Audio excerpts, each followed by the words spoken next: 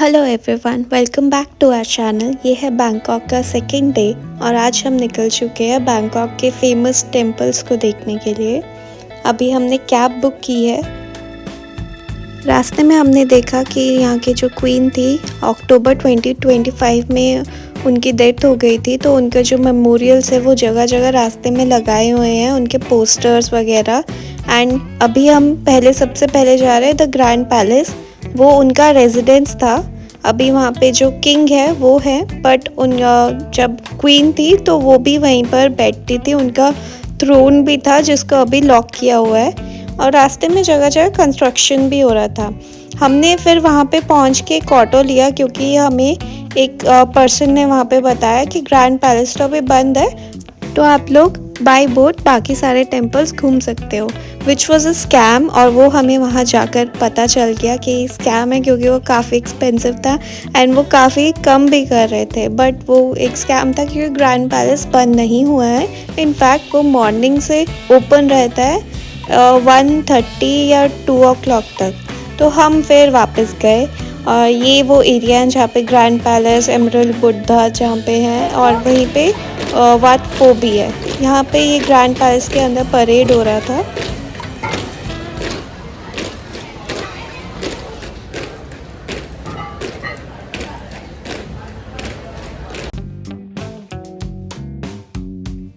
फिर हमने रियलाइज़ किया कि हमें सिर्फ जो ग्रैंड पैलेस है उसकी टिकट्स चाहिए। हम वाट पो नहीं गए, जो कि रिक्लाइनिंग बुद्धा का टेम्पल है, क्योंकि हमें और भी जगह जाना था। और हम बेसिकली जो आर्किटेक्ट है वो देखना चाह रहे थे, जो कि आपको ग्रैंड पैलेस में भी दिख जाएगा, और एमरल्ड बुद्धा ग्रैंड पैलेस के अंदर ही है। तो हमने यहाँ पे टिकट्स ले ली थी और अभी हम अंदर जा रहे हैं। यहाँ पे जितने भी गार्डन्स हैं टेम्पल के सराउंडिंग काफ़ी सुंदर थे। और ये एंट्रेंस है ग्रैंड पैलेस का। यहाँ पे बहुत अच्छे से वॉल आर्ट करके इन्होंने अपना पूरा जो माइथोलॉजी है वो डिस्क्राइब किया हुआ है।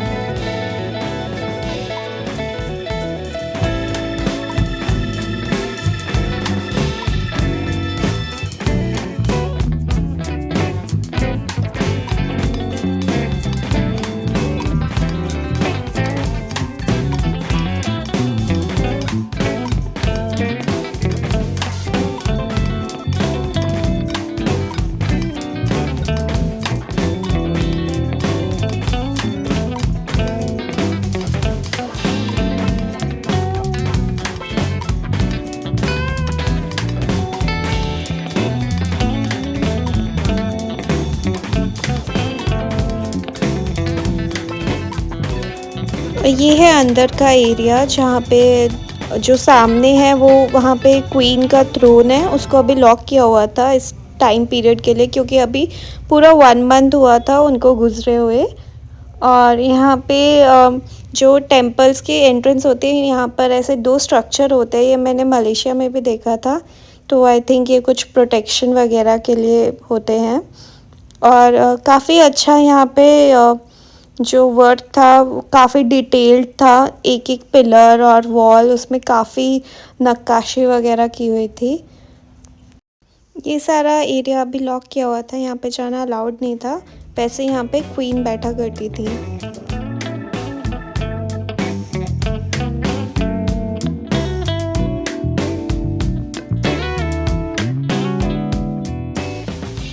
यहाँ पर भी असुर वगैरह का कॉन्सेप्ट था, जो यहाँ पे टेक्स्ट दिए हुए थे समझने के लिए। उसमें मेंशन था असुर और ये सब वर्ड्स जो हमारी संस्कृति से मिलते जुलते थे। फिर यहाँ पे शूज़ रिमूव करने थे टेम्पल के मेन जो हॉल है उसके अंदर जाने के लिए। तो यहाँ पे ये एरिया बनाया हुआ था शूज़ को रिमूव करने के लिए। और यहाँ पर है एमरल्ड बुद्धा। अंदर फोटोग्राफी या वीडियोग्राफी बिल्कुल भी अलाउड नहीं है, तो उस चीज़ की रिस्पेक्ट करते हुए हमने यहीं पर बंद कर दिया। बाहर से आप लोग ले सकते हैं वीडियोस वगैरह।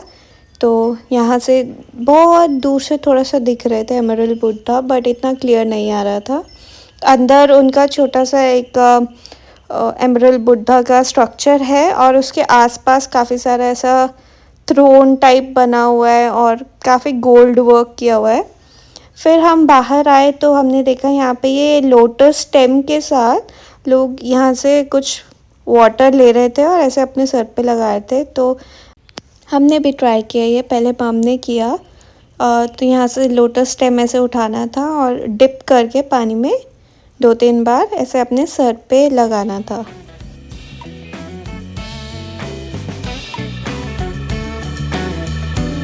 फिर मैंने भी ट्राई किया।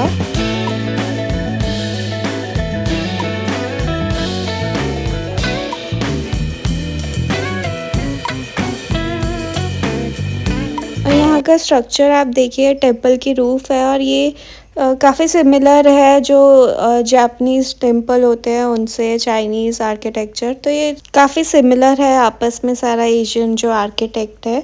और यहाँ पे बॉन्साई ट्रीज़ भी काफ़ी सारे थे।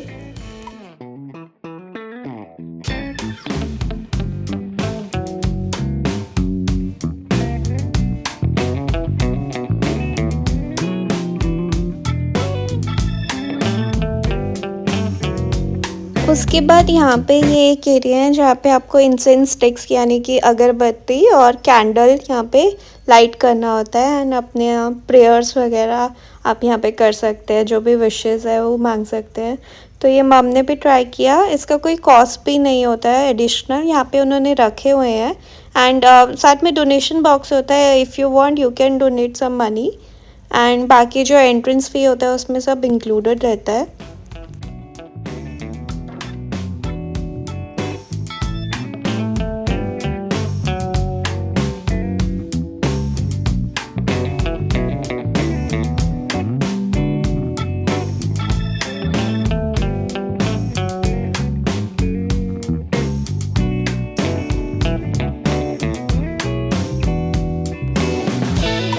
यहाँ पे ये जो आप वाइट पैलेस देख रहे हैं, this is the actual palace जो रेजिडेंस है क्वीन एंड किंग का। और यहाँ पे अंदर जाना अलाउड नहीं है। और यहाँ पर अभी क्योंकि 1 मंथ ही हुआ है उनको गुजरे हुए, तो काफ़ी सारे जो लोग हैं, जो जनता है थाईलैंड की, वो भी मॉर्निंग उसमें पीरियड में है। तो वो लोग भी यहाँ पे आके प्रे करते हैं उनके लिए। एंड वो ब्लैक कपड़े पहने हुए हैं। यहाँ पे जब हम पहुँचे थे उसके एग्जैक्टली 2 दिन बाद पूरा 1 मंथ हुआ था उनको गए हुए। तो वहाँ पे सेलिब्रेशन भी था क्योंकि वो क्वीन थी। तो हमने देखा, न्यूज़ में देखा, क्योंकि हम उस टाइम उस एरिया में नहीं थे। और वहाँ पे एलिफेंट्स का जो मार्चिंग होता है वो पूरा हुआ था, पिंक एलिफेंट्स का, क्योंकि थाईलैंड में पिंक एलिफेंट्स हैं, तो वो हुआ था। और यहाँ पे ये जो म्यूज़ियम है, ये अभी हम म्यूज़ियम में आए हैं। ये क्वीन सिरिकेट का म्यूज़ियम है, क्वीन सिरिकेट टेक्सटाइल म्यूज़ियम। यहाँ पे उनका जो भी ड्रेसेस वगैरह, जो भी थाई कल्चर में ट्रेडिशनल वेयर है, उसका ये पूरा म्यूज़ियम है। यहाँ पे आप देख सकते हैं कैसे वो जो ट्रेडिशनल ड्रेस है वो बनता है, पूरा डिजिटल आर्ट करके ये दिखाया गया है। एंड आगे आप देखेंगे सारा उनका जो मटेरियल है, फैब्रिक वगैरह, टेक्सटाइल बेसिकली, उन सब का यहाँ पे जो है डिस्प्ले लगाया गया है। तो उसका जो हिस्ट्री है कि वो फैब्रिक कहाँ से आया है, कहाँ से प्रोक्योर किया गया है, तो उसमें हमने देखा कि ऑलमोस्ट हर फैब्रिक में यही मेंशन्ड है कि ये इंडिया से आया है। तो काफ़ी ज़्यादा जो थाई ट्रेडिशन है वो थोड़ा इंडिया का भी पार्ट है उसमें, टेक्सटाइल में बेसिकली, क्योंकि बहुत सारा फैब्रिक यहीं से गया है।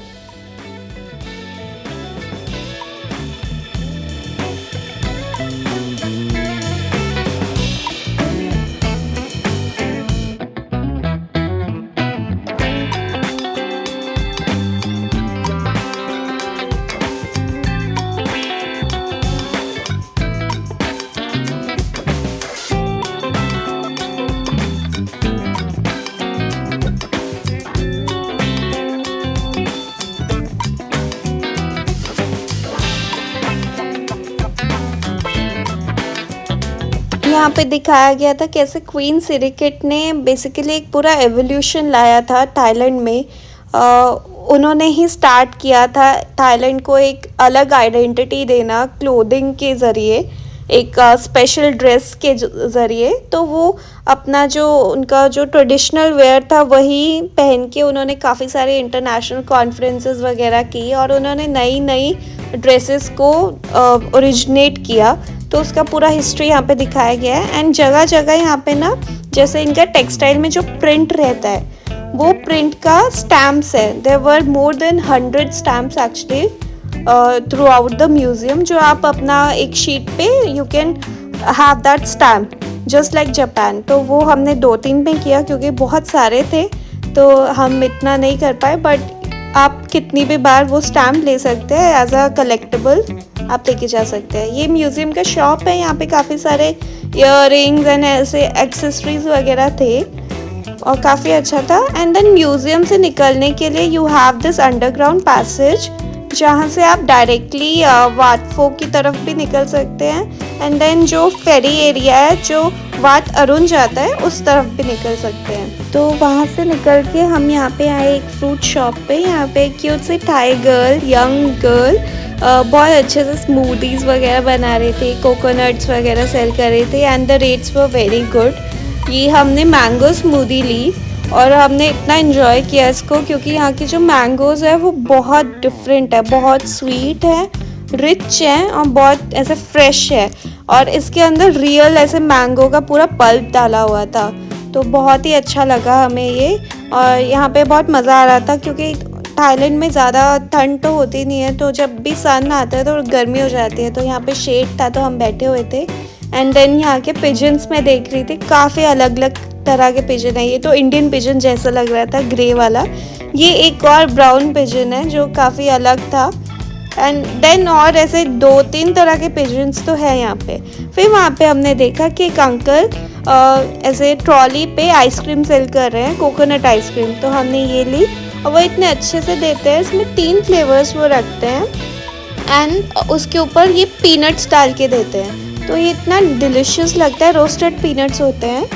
फिर आगे हमने देखा कि ये लेडी हाथ से ये जो जूट का जो रस्सी होता है रोप, उससे इतना अच्छा ये आर्टिफैक्ट्स बना रही थी। यहाँ पे ड्रैगन था, एलिफेंट था, काफ़ी सारी चीज़ें वो हाथ से बना रही थी। और उन्होंने बताया कि एक आर्टिफैक्ट बनाने में उनको ऑलमोस्ट 2 दिन लग जाते हैं। तो ये है वो पियर जहाँ से वाट अरुण के लिए फेरी जाती है और सामने एकदम वाट अरुण है।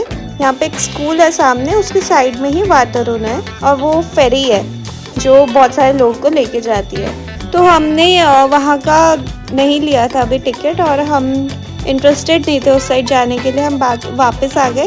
फिर हमने फिर से कोकोनट लिया, ये इतना डिलिशियस कोकोनट था और ये स्पेशली यहीं पर मिलता है थाईलैंड में। ये वैसा वाला कोकोनट नहीं है इंडिया वाला, तो बहुत स्वीट था। फिर हमने बस ली फर्स्ट टाइम थाईलैंड में और बस का सर्विस बहुत ही अच्छा है। 15 बात का टिकट था जिसमें आप कहीं तक भी जा सकते हो, चाहे एक स्टॉप जाओ चाहे आप 15 स्टॉप्स जाओ। The ticket price is fixed for this बस, दिस AC बस। एंड अभी हम जा रहे हैं गुरुद्वारे की तरफ बैंकॉक में। यहाँ पे हम उतर गए थे, ये स्टॉप था।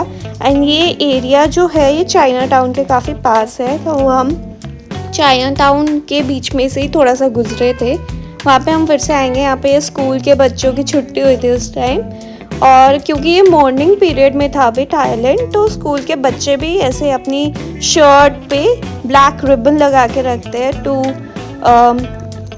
Wish and pray for the departed soul, their queen. And यहाँ पे हमने रियलाइज़ किया यहाँ पे बहुत सारे इंडियन कम्युनिटी है, बहुत सारे ऐसे शॉप्स थी जहाँ पे सारा इंडिया का सामान मिल रहा था। नारियल मिल रहे थे इंडिया वाले और ये सारी इंडियन चीज़ें, बर्तन वगैरह, राशन, सब कुछ। और ये एक्चुअली गुरुद्वारे की तरफ जा रहा था रास्ता। फिर गुरुद्वारा आ गया, ये रहा। इस गुरुद्वारे को इतना बड़ा गुरुद्वारा बनते हुए ऑलमोस्ट 50 इयर्स हो गए। जब यहाँ के लोगों से हमने बात की, उन्होंने हमें बताया यहाँ की हिस्ट्री। एंड बहुत पहले ही यहाँ पे सिख आ चुके थे, तो उन्होंने नींव रख दी थी गुरुद्वारे की थोड़ी सी जगह पे। धीरे धीरे उसको बिल्ड करके ज़मीन और लेके इसको इतना बड़ा बनाया गया। बहुत ही सुंदर, बहुत ही बड़ा गुरुद्वारा था। बहुत कन्वीनियंट था यहाँ पर ट्रैवल करना क्योंकि एक तो मेन रोड पे है एकदम, और अंदर आप जाके देखिए इतना सारा एरिया है। लंगर हॉल के लिए अलग से लंगर बनाने के लिए जगह है। और यहाँ पे जितने भी लोग काम कर रहे हैं ना, सब थाई पीपल है and they respect and they learn more about our culture. तो वो देख के बहुत अच्छा लगा, उनको काफ़ी कुछ पता था सिखिज़्म के बारे में एंड वो प्रे करते हैं, तो काफ़ी अच्छा लगा वो सब देख के। और ये नीचे का हॉल है, यहाँ पे हमें पता चला कि यहाँ पे थाई सिख इंटरनेशनल स्कूल भी हैं जहाँ पे थाईलैंड के बच्चे और जो सिख बच्चे हैं वो एक साथ पढ़ते हैं और उनको गुरबानी और सारे जो सिख ग्रंथों की जो नॉलेज है वो दी जाती है। तो थाई बच्चे भी वहाँ पे पढ़ते हैं, ये देख के बहुत अच्छा लगा। अभी उनका बल्कि एक्सपैंड हो गया है, स्कूल काफ़ी बड़ा हो गया है। और यहाँ पे लिफ्ट्स बनी हुई थी। यहाँ पे 4 फ्लोर्स हैं जहाँ पे अलग अलग फ्लोर पे सब कुछ है। एक फ्लोर पे जो सेकंड फ्लोर है वहाँ पे सिर्फ लंगर हॉल है बहुत बड़ा, एंड ये 4th फ्लोर पे जो मेन दरबार हॉल है वो है और काफ़ी बड़ा था ये एरिया। उसके बाद हम लंगर हॉल में गए और यहाँ पे एक्चुअली टी टाइम हो गया था, शाम का टाइम था, तो स्नैक्स थे, साथ में चाय भी थी। और जो चाय सर्व कर रही थी वो एक थाई लेडी थी, तो वो अपना थाई एक्सेंट में ही उन्होंने मुझसे पूछा चा, तो मुझे काफ़ी अच्छा लगा क्योंकि चा पंजाबी का टर्म है और वो मतलब भाषा भी समझ रहे हैं हमारी पंजाबी, तो ये काफ़ी यूनिक और अच्छी लगी चीज़। और स्नैक्स में काफ़ी कुछ था, ब्रेड पकौड़ा था, पकौड़े थे अलग से, देन एक बिस्किट था डिफरेंट सा। और ये देखिए यहाँ पे कितना कुछ बना हुआ है, काफ़ी बड़ा एरिया था, बहुत ही ज़्यादा। और लंगर हॉल और दरबार हॉल के दोनों तरफ हैंड वॉश के लिए अलग से एरिया बना हुआ था। और ये यहाँ पे साबूदाना एंड कोकोनट वाटर मिक्स्ड ये स्वीट डिश थी जिसमें पल्प भी था कोकोनट का। यहाँ पे बाहर ये पूरा पोस्टर लगा हुआ था जहाँ पे हर एक चीज़ का मीनिंग बताया हुआ था और ये भी बताया हुआ था कि गुरुद्वारे के 1st floor, 2nd floor, 3rd floor सब में क्या क्या है। तो काफ़ी अच्छे से नेविगेशन दिया हुआ है और यहाँ के लोग भी बहुत स्वीट हैं, बहुत अच्छे से बात करते हैं। इन्होंने हमें स्पेशली दिखाया लंगर जहाँ पे बनता है, यहाँ पे कितना बड़े बड़े बर्तन हैं और काफ़ी बड़ा एरिया था यहाँ पे जहाँ पे लंगर प्रिपेयर होता है और थाई के लोग प्रिपेयर करते हैं। उसके बाद हम बाहर आ गए और काफ़ी रात हो चुकी थी और ये एक एरिया था जो ऐसे लोकल मार्केट टाइप था, यहाँ पे सारा स्ट्रीट फूड वगैरह था और बहुत सारी कैट्स थी यहाँ पे। और फिर हमने देखा एक बहुत ही क्यूट सा डॉगी, इसने बहुत क्यूट सी ड्रेस पहनी हुई थी, बहुत स्वीट बच्चा था। और यहाँ पे पूरा एक कैनाल है, ये आपने बहुत सारी मूवीज़ एंड शोज़ में देखा होगा, थाई शोज़ में। फिर यहाँ से मम्मी ने ली अपने लिए एक लॉन्ग स्कर्ट, एक बहुत ओल्ड आंटी यहाँ पे ये स्कर्ट्स बेच रही थी और उनका जो रेट्स था काफ़ी रीज़नेबल था। फिर हमने बस ली और वापस चले गए हम अपने एयरबीएनबी की तरफ। और अगर आपको ये वीडियो अच्छी लगी है तो प्लीज़ लाइक एंड ऐसे ही आगे और ब्लॉग्स आते रहेंगे। हम डे 3 में कुछ और करने वाले हैं काफ़ी इंटरेस्टिंग, तो आप आगे देखते रहिए। और थाईलैंड का हर दिन एंड होता है 7-11 से, तो हम गए 7-11 और वहाँ पे हमने देखा कि यहाँ पे असॉर्टेड वेजिटेबल्स मिल रहे हैं, छोटे छोटे बहुत ही मिनिएचर साइज़ में, और ये एक बंदे के लिए आराम से एक अच्छा सा स्टर फ्राई बनाने के लिए परफेक्ट है। तो उसके बाद हमने लिया पानी और हम चले गए।